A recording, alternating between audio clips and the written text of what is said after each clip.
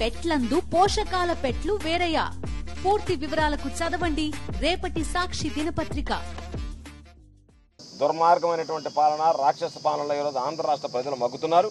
YSR Congress party నాయకులకు ఈరోజు పిన్నెల్లి రామకృష్ణారెడ్డిని తీసుకొచ్చి నిర్బంధించి అక్కడ మాచర్లలో విధ్వంసం సృష్టించి అక్కడ ఉన్నటువంటి వైఎస్ఆర్ కాంగ్రెస్ పార్టీ నాయకులు సానుభూతి పరుల మీద దాడి చేసి వాళ్ళకి అండగా నిలవడానికి రామకృష్ణారెడ్డి ఉంటాడు కాబట్టి రామకృష్ణారెడ్డి అనేటువంటి వాడు అండగా నిలవకపోతే రామకృష్ణారెడ్డిని జైలుకి పంపిస్తే యథేచ్ఛగా మనం దాడులు చేయొచ్చు, యథేచ్ఛగా మనం హత్యలు చేయొచ్చు, యథేచ్ఛగా వాళ్ళ ఆస్తులను విధ్వంసం చేయొచ్చు, నాశనం చేయొచ్చు అని చెప్పి వాళ్ళ మీద దాడి చేయడానికే ఇటువంటి దుశ్చర్యలకు పూనుకోవడం జరిగిందనేటువంటిది స్పష్టంగా రాష్ట్ర ప్రజానీకానికి అర్థమవుతుంది. కాబట్టి ఏది ఏమైనా సరే న్యాయ వ్యవస్థ ఈరోజు ఆలోచన చేసి ఈరోజు హైకోర్టు తీర్పునిచ్చి బెయిల్ మంజూరు చేసింది. దాన్ని బట్టి ఈరోజు అధికారులు విడుదల చేశారు. మేము అనుకుంటున్నాం, మేము ఆశిస్తున్నాం, చంద్రబాబు నాయుడికి మంచి బుద్ధి ప్రసాదించాలని ఆ భగవంతుడిని కోరుకుంటున్నాం. ఎందుకంటే మరలా నిన్న పోలీసులను తరలించి ఏదో మరొక దొంగ కేసు చిత్రీకరించి దానిని నమోదు చేసి మరలా జైలుకి పంపించాలనేటువంటి ఆ దుర్మార్గపు ఆలోచనలు, ఆ దుర్మార్గపు పోకడలు మంచిది కాదు ప్రజాస్వామ్యంలో. కాబట్టి ఏదైతే నువ్వు ఈ రోజు చేస్తావో గుర్తుంచుకోవాల్సింది మరలా తిరిగి అదే రోజులు పునరావృతం అవుతాయి.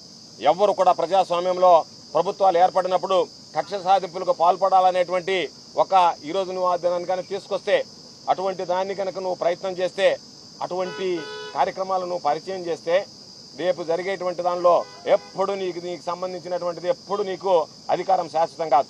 2014లో 106 సీట్లతో గెలిచినటువంటి నువ్వు 2019కి వచ్చేటప్పటికి 23 సీట్లకు పరిమితమయ్యావు. బహుశా ఈరోజు సంకలు గుద్దుకుంటున్నావు, నేను 164 సీట్లు గెలిచాను, నాకు ఎదురులేదని.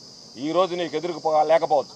కానీ భవిష్యత్తులో జరిగేటువంటి పరిణామాలకి నువ్వు ఎటువంటి పరిచయం చేసావు, ఎటువంటి ప్రభుత్వాన్ని, ఎటువంటి పాలనని పరిచయం చేసావు అనేటువంటిది ఈరోజు అర్థమవుతుంది.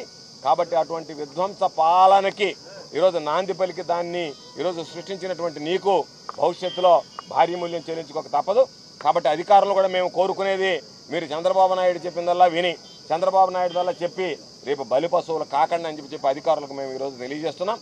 అధికారులు అప్రమత్తంగా వ్యవహరించి న్యాయబద్ధంగా చట్టబద్ధంగా చేయాల్సిందే తప్ప చంద్రబాబు నాయుడు చెప్పినట్టుగా చంద్రబాబు నాయుడు కూలీలుగా పనిచేసి, చంద్రబాబు నాయుడు దగ్గర జీతకాలుగా పనిచేసి, చంద్రబాబు నాయుడు చెప్పినవన్నీ అమలు చేసి, చంద్రబాబు నాయుడు చెప్పిన విధంగా వైఎస్ఆర్ కాంగ్రెస్ పార్టీ శ్రేణుల్ని, చంద్రబాబు వ్యతిరేకులను ఇబ్బంది పెట్టడానికి మీరు పూనుకుంటే భవిష్యత్తులో మీరు తిరిగి భారీ మూల్యం చెల్లించుకోవాల్సినటువంటి పరిస్థితి ఏర్పడుతుంది.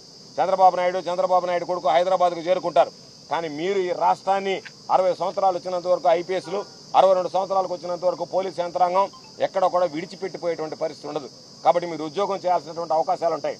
కాబట్టి ఒకసారి ఆలోచన చేసి ఈరోజు మనకు ఉద్యోగ ధర్మం ముఖ్యం తప్ప చంద్రబాబు నాయుడు ఆదేశాలు కాదు, న్యాయంగా చట్ట ప్రకారం ఏ విధంగా నడుచుకోవాలనో ఆ విధంగా నడుచుకుంటే మంచిదనేటువంటిది ఆలోచన చేయండి తప్ప ఈరోజు అధికారం ఆయన చేతిలో ఉంది కదా, 5 సంవత్సరాలు ఆ అధికారం కోసం అర్హులు చేస్తే ఒకవేళ చాలా మంది అనుకుంటున్నారు మేమేముందిలే ఈ ప్రభుత్వ హయాంలో రిటైర్డ్ అయిపోతామని చెప్పి తప్పు చేసినటువంటి అధికారులు ఎవరైనా ఉంటే తప్పనిసరిగా మరలా ఈరోజు చెప్తున్నాం, మీరు రిటైర్డ్ అయిన తర్వాత కూడా ఈరోజు తప్పించుకోలేరు. కాబట్టి అధికారం ఎవరికి శాశ్వతం కాదు. ప్రజలు ఎవరికి తీర్పునిస్తే వాళ్ళ పీట మీద కూర్చుంటారు. కాబట్టి మేము కూర్చున్నాం కదా, మేమేదో నియంత్రణలాగా విర్రవేగుతాం, నియంత్రణలాగా పరిపాలిస్తామంటే భారీ మూల్యం చెల్లించుకోవాల్సినటువంటి పరిస్థితి ఏర్పడుతుంది. మరలా చెప్తున్నాం, వైఎస్ఆర్ కాంగ్రెస్ పార్టీ శ్రేణులు ప్రతి ఒక్కరూ, వైఎస్ఆర్ కాంగ్రెస్ పార్టీ కార్యకర్త దగ్గర నుంచి, నాయకుడి దగ్గర నుంచి, సానుభూతి పరుడి దగ్గర నుంచి జగనన్న కోసం ఈరోజు ప్రాణం ఇవ్వడానికి రాష్ట్ర ప్రజలు సిద్ధంగా ఉన్నారు. 100 రోజుల పరిపాలన గురించి ఆలోచన చేసి చంద్రబాబు నాయుడు చెప్పాడు, 100 రోజుల పరిపాలనలో నేను బ్రహ్మాండమైనటువంటి పరిపాలన అందిస్తాను, 100 రోజుల్లో మీరు చూడండి సహబాష్ చంద్రబాబు నాయుడు అనిపిస్తానని చెప్పినటువంటి చంద్రబాబు నాయుడు ప్రజలు చీకొట్టుకునేటువంటి విధంగా, చీచి ఇటువంటి వాడికి ఎందుకు ఓట్లు వేసాం అనుకునేటువంటి విధంగా, ఇటువంటి ప్రభుత్వాన్ని ఎందుకు తెచ్చుకున్నాం అనేటువంటి విధంగా, ఇటువంటి పరిపాలన ఎందుకు తెచ్చుకున్నాం అనేటువంటి బాధపడేటువంటి విధంగా ఈరోజు చంద్రబాబు నాయుడు ప్రయత్నించడం జరుగుతుంది.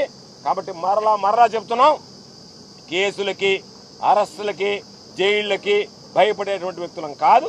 నీ మీద నువ్వు చేసినటువంటి తప్పిదాలను ఎప్పటికప్పుడు ఎండగడతాం. నువ్వు ఏ విధంగా ప్రవర్తించినా సరే అధికారం నీ చేతిలో ఉంది కదా అని ఎవరి మీద కేసులు పెట్టడానికి ప్రయత్నించినా, ఎవరి మీద కక్ష సాధింపులకు పెట్టుకున్నా సరే ధైర్యంగా ఎదుర్కొనేటువంటి మనోధైర్యం మా నాయకుడు మాకు ప్రసాదించాడు.